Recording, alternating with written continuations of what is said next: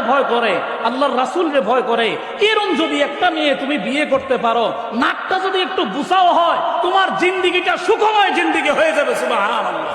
আর যদি নাকটা তীরের মতো খাড়া দেখে বিয়ে করো, কিন্তু তার চরিত্র ঠিক নাই, তার কোনো অভ্যাস ঠিক নাই, তার মধ্যে দিন নাই, নাক যতই খারাপ থাক, অশান্তি আর পেরেশানি ছাড়া তোমার উপায় নাই। ঠিক কিনা জোরে বলো? দুনিয়ার জীবনটা তোমার জাহান্নামের জীবন হবে, জাহান্নামের জীবন। আর যদি একটা সুন্দর, হ্যাঁ হুজুর এখন নিজের বউটা কেমনে করতে, তারপরেও কইলে এখন তো আর এন নাই, আর আপনারাও দেখেন না। আলহামদুলিল্লাহ আমাদের হুজুরদের বউ যাচাই করে দেখেন অন্য অন্য মানুষের তুলনায় অনেক সুন্দর। ঠিক কিনা জোরে বলেন? অনেক সুন্দর থাকে। এখনকার ছেলেরা যায়া বউ দেখতে গেলে, মেয়ে দেখতে গেলে জিজ্ঞাসা করে তুমি লেখাপড়া কতটুক করছো, তোমার কি কি চাহিদা আছে, কি কি তুমি পছন্দ করো। ঠিক কিনা জোরে বলেন? আল্লাহর নবী বলেন না না যুবক না, তুমি যখন বিয়ে করতে যাইবা, আল্লাহর নবী বলেন কোন পুরুষ কোন মেয়েকে চার কারণে বিয়ে করে। এক নম্বর হলো লিমা লিহা, সম্পদের কারণে। সম্পদের কারণে মেয়েদেরকে মানুষ পছন্দ করে। আমি গরিব, আমি যদি একটা উচ্চ জায়গায় সম্পর্ক করতে পারি, একটা বংশীয় মেয়ে, অর্থ সম্পদশালী মেয়ে যদি বিয়ে করতে পারি, তাহলে মেয়ের উসিলায় আমিও সম্পদশালী হয়ে যাব। ঠিক কিনা জোরে কোন? তাহলে লিমা লিহা এক নম্বরে মালের কারণে, ওয়ালি হাসাবিহা দুই নম্বর হইল বংশের কারণে।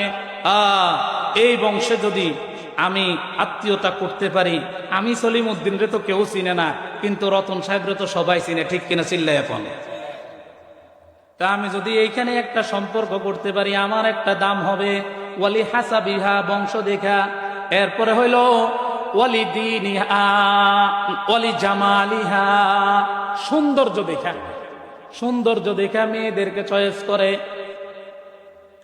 এরপরে বলেন ওয়ালি দীনিহা দিন দেখা, ধর্ম দেখা। কিন্তু এখনকার ছেলেরা এই তিনটা বাদ দিয়ে দিছে, এখন দেখে শুধু একটা। ঠিক কিনা জোরে বলো? কি কোনটা দেখে? ওয়ালি জামালিহা, খালি স্কিন সুন্দর দেখে, নাকটা কদ্দুর খাড়া, কানটা কদ্দুর খাড়া, চেহারাটার কাটিংটা কেমন, শরীরের গঠনটা কেমন, লাম্বা না খাটো। ঠিক কিনা জোরে বলেন? এই জন্য অশান্তির আর শেষ নাই।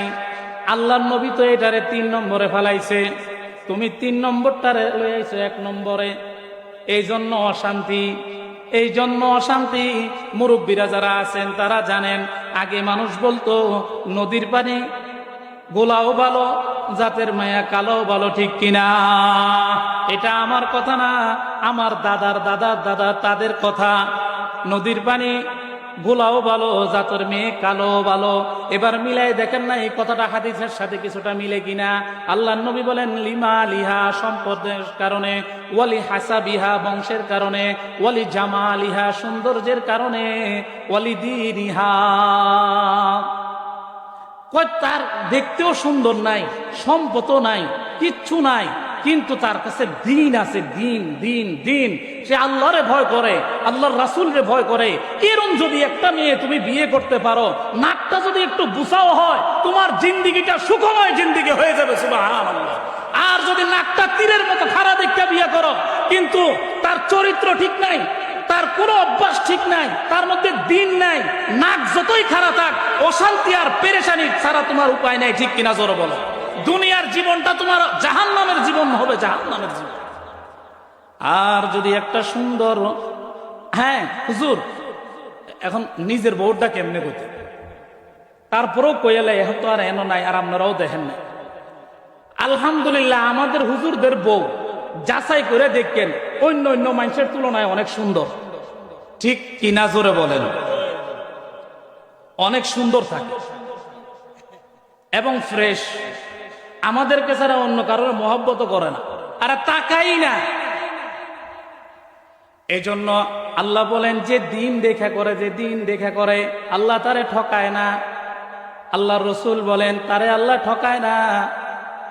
এই জন্য যুবক ভাইয়েরা, তোমরা যখন বিয়ে শাদী করবা, তো তোমরা কি দেখবা? লিমা লিহা সম্পদ দেখবা, ওয়ালি হাসাবিহা বংশ দেখবা, এরপরে ওয়ালি জামালিহা এগুলি থাকার পরে যদি সুন্দর থাকে তাহলে তো শোনায় সোহাগা, সুবহানাল্লাহ। আমি কিন্তু অসুন্দরের কথা বলি না, সুন্দর দেখো, কিন্তু পাশাপাশি দিনটা দেখবা, বংশ দেখবা। এমন একটা মেয়ে যদি তুমি বিয়ে করে আনো, দেখবা যে তোমার এই দুনিয়ার জীবনটা সুন্দর জীবন, সুবহানাল্লাহ। আল্লাহ নবী বলেন, এই দুনিয়ার মধ্যে যত জিনিস আল্লাহ বানাইছে এ সবগুলি ব্যবহারের সামগ্রী। এই ব্যবহারের সামগ্রীর মধ্যে সবচেয়ে উত্তম সামগ্রী কি? আদ-দুনিয়া কুল্লুহা মাতা ওয়া খায়রু মাতা'id দুনিয়াল মারআতুস সালিহ। এই সমস্ত জিনিসের মধ্যে, এই ব্যবহারের সামগ্রীর মধ্যে সবচেয়ে উত্তম সামগ্রী হইল নেককার বিবি, সুবহানাল্লাহ। একজন নেককার মহিলা, ও আমার মা বোনেরা যারা কথা শুনতেছেন, এই কথাটা শুনে যান আজকে। একজন আল্লাহওয়ালা নেককার পর্দানশী ইমানদার মহিলার দাম 70 জন অলির চেয়ে দামি, সুবহানাল্লাহ।